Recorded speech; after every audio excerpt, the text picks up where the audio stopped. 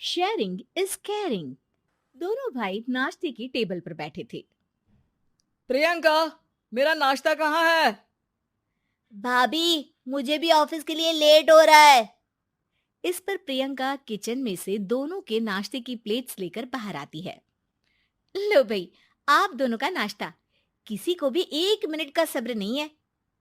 ये प्रियंका का ससुराल है, जहाँ कोई औरत ना होने की वजह से शादी वाले दिन से ही घर के साथ दोनों भाइयों की जिम्मेदारियां प्रियंका संभाल लेती है। दोनों भाई शांति से नाश्ता कर रहे होते हैं कि अंकुश अपने भाई की प्लेट से पराठे का एक टुकड़ा उठा लेता है। आपको पता है ना, मैं खाना शेयर नहीं करता, फिर भी मेरी प्लेट में से खाना जरूरी है क्या? अरे हद हो गई है, मुझे नहीं खाना अब।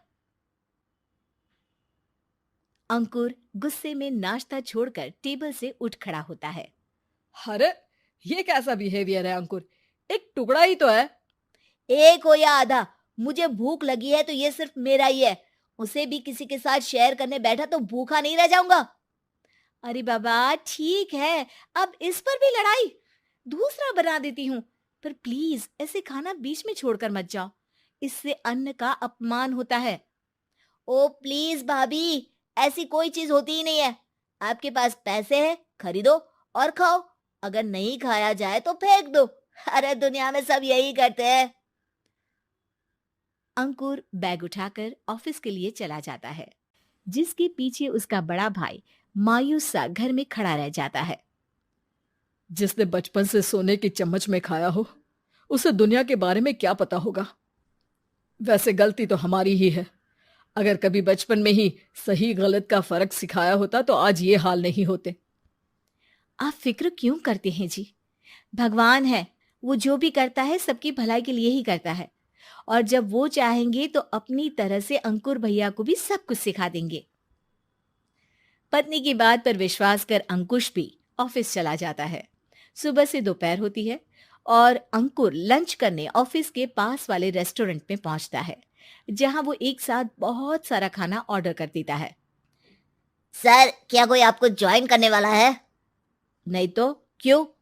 अब कुछ नहीं सर, ऐसे ही। वेटर चला जाता है और कुछ देर में अंकुर का ऑर्डर लेकर वापस आता है, जिस पर अंकुर सब डिशेस में से थोड़ा थोड़ा खाकर बाकी ऐसे ही छोड़कर बिल देकर चला जाता है। वाह भगवान, तेरी माया। कहीं कोई एक एक टुकड़े के लिए तरसता रहता है और ये 5 लोगों का खाना ऑर्डर करके एक का भी पूरा नहीं खाते। पैसे वालों की माया। वेटर टेबल साफ कर बचा हुआ सारा खाना लेकर रेस्टोरेंट के पीछे घूम रहे बच्चों के पास पहुंच जाता है, जिसे देख बच्चों के चेहरे खिल उठते हैं। वाह, आज इतना सारा खाना आया। थैंक यू भैया।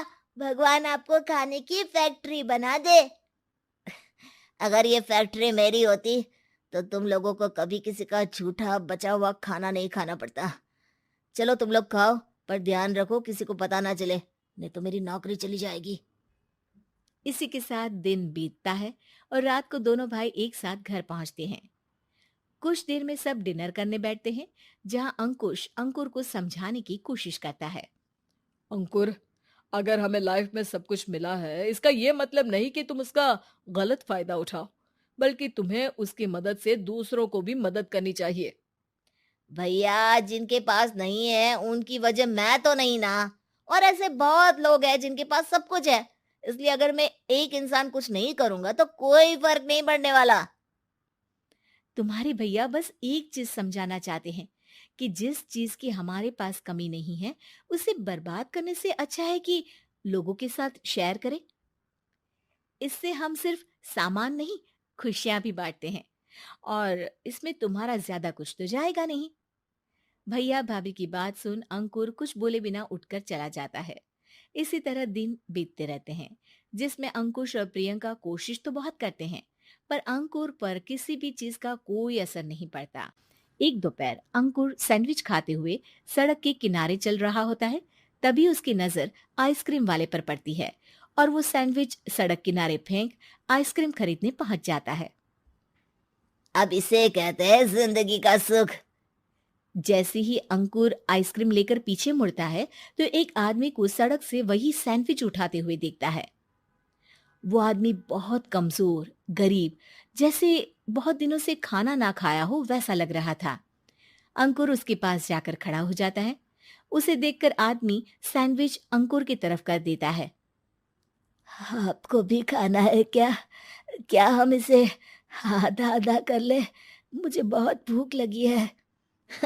वो मेरा ही झूठा सैंडविच है। तुम दूसरा खरीद कर क्यों नहीं खा लेते? इसे क्यों खा रहे हो? अरे भैया, अगर खरीदने के पैसे होते तो 4 दिन से भूखा नहीं घूम रहा होता। हैं? क्या? तुमने 4 दिन से कुछ नहीं खाया? फिर भी इस आधे सैंडविच को मेरे साथ बांटने के लिए तैयार हो गए? क्यों?